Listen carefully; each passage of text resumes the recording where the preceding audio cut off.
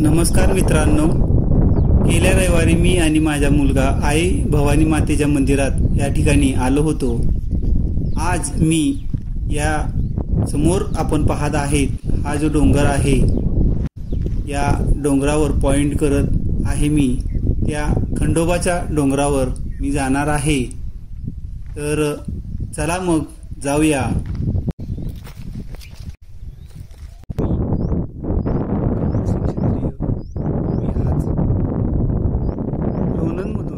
चालत येऊन भवानी आईचं मंदिर गाठून पलीकडं जवळजवळ आतापर्यंत 10 ते 12 किलोमीटर अंतर पार केलं। आणि आता मी समोर पाहत असलेला जो आपण डोंगर आहे तो खंडोबाचा मंदिराचा डोंगर म्हणून ओळखला जातो। हा रस्ता मला माहीत नसूनही मी आज थोडंसं धाडस केलं आणि मला डोंगर आता जवळ दिसत आहे। तिथं पोचल्यावर आपण पुन्हा बोलूया। धन्यवाद। समोर दिसत असलेला डोंगर हा खंडोबाचा माळ आहे आणि तो बघून मला आनंद होतो आहे। या ठिकाणी मी आज जे काही धाडस केलं ते शेवटी मला आता समोर दिसायला लागलेलं आहे आणि अर्ध्या तासात का होईना मी त्या ठिकाणी पोचणार।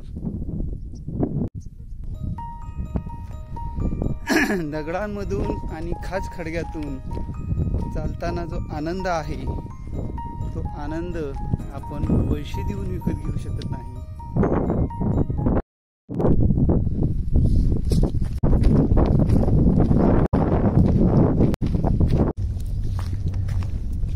रस्ता माहीत नव्हता तरी सुद्धा दिशा बघून मी इथपर्यंत आलेलो आहे। आता थोड्याच वेळात पोहोचेल असं मला वाटतंय। प्रत्येक वेळेला वाटतं आपण जवळ आलो, परंतु डोंगरातल्या वाटा या काही लवकर संपत नाही। तरी सुद्धा थोड्या वेळात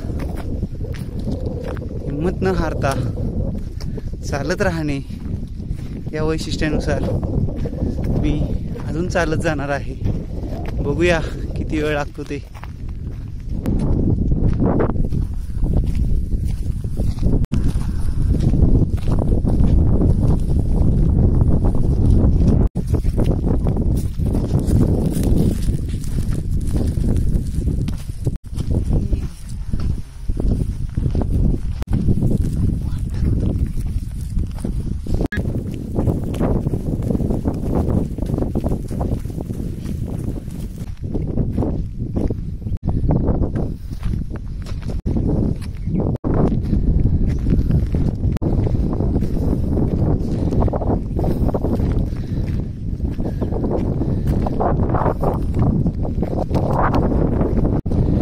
खालून दिसत असलेल्या छोट्याशा मंदिरापर्यंत मी पोहोचलेलो आहे, परंतु मोठं मंदिर जे आहे ते या डोंगराच्या पलीकडे आहे आणि तिथपर्यंत मी जाणार आहे।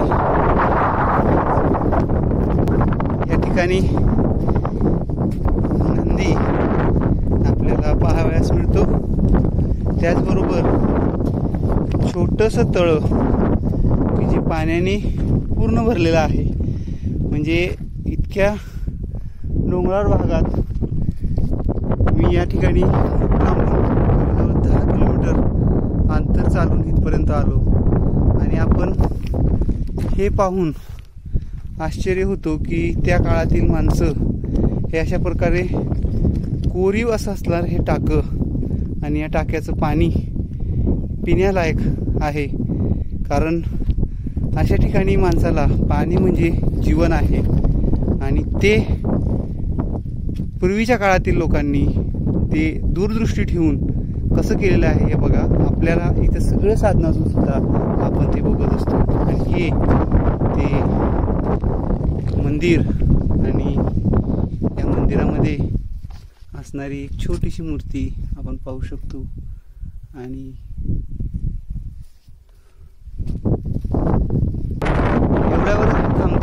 मी इथून पुढं जाणार आहे. जे लांबून दिसणारे जे मंदिर आहे ते पाहण्यासाठी मी या डोंगराच्या पलीकडे जाणार आहे.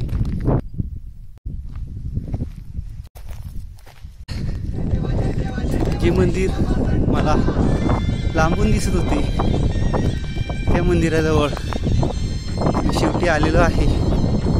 आणि मी आज ठरवलं होतं त्या दिसणार नाही, कॅमेरा तेवढा नाही, तर समोर दिसणार ठीक आहे जवळ 10 किलोमीटर अंतरावर डोंगराच्या वाट आहे.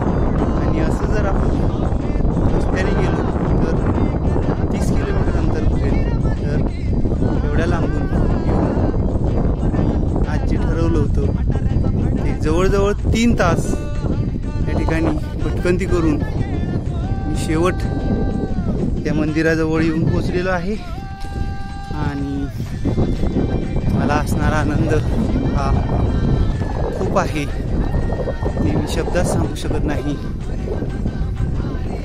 आणि मित्रांनो, आखिर मैं पहुंच गया मेरी मंजिल तक. येथून आपल्याला समोर जो दिसतो आहे तो वैराटगड हा किल्ला आहे. वाई भागामध्ये, वाई तालुक्यामध्ये असणारा हा किल्ला तो इथून दिसत आहे. आणि समोरचे जे डोंगर आहे हे डोंगर म्हणजे खंडाळापासून ते आपण ज्या वेळेला वाईला जातो, महाबळेश्वरला जातो, त्यावेळेला हा घाट जो आहे त्या घाटाचा तो डोंगर आहे. या इथं दीपमाळ आहे आणि समोर मंदिर आहे.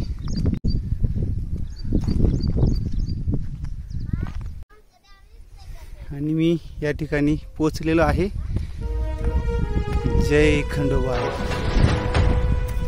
या ठिकाणी असणाऱ्या मंदिरांचे एक वैशिष्ट्य आपण पाहू शकतो की एकाच काळातील असणारी ही मंदिरं आणि एकसारख्या बांधणीची, एकसारख्या थाटणीची मंदिर आपल्याला पाहायला मिळतं. नंदी पुन्हा पलीकडं असणारं जे मंदिर आहे, समोर नदी आहे म्हटल्यावर शिवाचंच मंदिर आहे. आणि एकसारखी असणारी मंदिर आपण या ठिकाणी पाहू शकतो. छोटी मंदिर, जास्त डामडोल नाही. आणि हे खंडोबा. जय खंडोबा. जय मल्हार.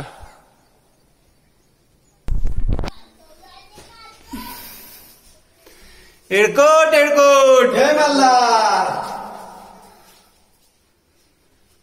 जय मल्हार.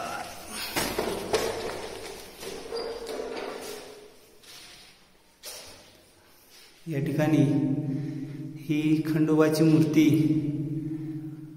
आणि हे मंदिर.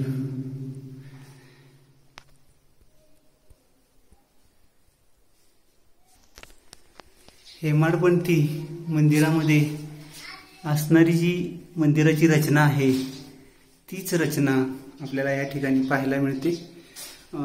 इतके कोरीव नाही तरी सुद्धा उबडखाबड का असना, पण हे खांब हेमाडपंथी मंदिराची साक्ष देतं. त्या पलीकडं असणार आई भवानीचं मंदिर, त्याच्या पलीकडचं बहिरनाथाचं मंदिर आणि हे मंदिर, या मंदिरामध्ये आपल्याला साम्य आढळतो. आणि ही मध्ययुगातील मंदिरं आजही थाटात उभी असलेली आपण पाहू शकतो. खांब आणि आतमध्ये असणारं मूर्ती आणि या ठिकाणी असणारे वर षटकोनी आकारामध्ये मध्ये आपल्याला त्या ठिकाणी चक्र पाहायला मिळते. त्यामध्ये फुलं काढलेली आहेत. एडकोट एडकोट. जय मल्हार.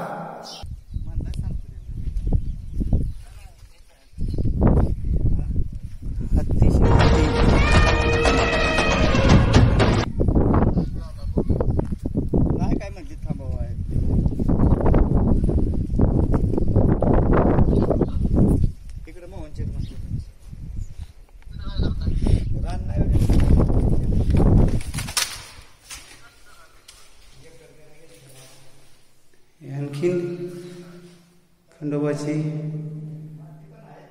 आणि ही मूर्ती आपण पाहू शकतो. याही मंदिराचं अतिशय वैशिष्ट्यपूर्ण असं बांधकाम, हेही मध्ययुगीन काळातलं बांधकाम आहे.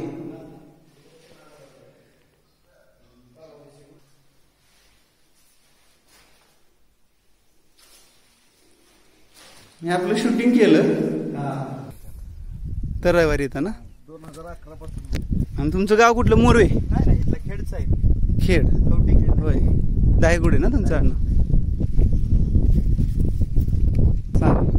तिथं दगडी, तिथं पहिले पडळकराची माणसं राहत होती. पडळकर होते, आता घर ती खाली गेले. पहिलं काय झालं इथं म्हणजे बकरीवाली असायची जुन्या काळातलं. हां. बकरीवाले बकरी इथं भरपूर बकरी होती. चारत आणि पहिली माहिती आहे ना, असं चोर यायची बकरी म्हणजे चोरायसाठी. तसंच झालं, कोणतरी इकडून माणसं येत होते 10-20. ते 2 जणच बकऱ्याकडे होती. बकरी इथं आली जुन्या काळातली. एक जण त्या साईडला थांबला, एक जण वरतं थांबला. खाल्लापूरच्या नाव घेतलं, जिजुरी भांडारा टाकला, जिजुरीचा खंडोबा लक्ष ठेवतो, जिजुरीचा खंडोबा. वरलापूरच्या देण्यात आलं पालीचा खंडोबा. ते त्यानं पालीचं नाव घेतलं, ती पालीचा खंडोबा इकडे त्याला म्हणजे प्रसन्न झाला. असा विषय म्हणजे सांगते आपल्या जी सांगते ती सांगितली. थँक्यू. तुमचं नाव काय? हितेश दायगुडे. हितेश दायगुडे. ठीक आहे. पालखी, खंडोबाची पालखी.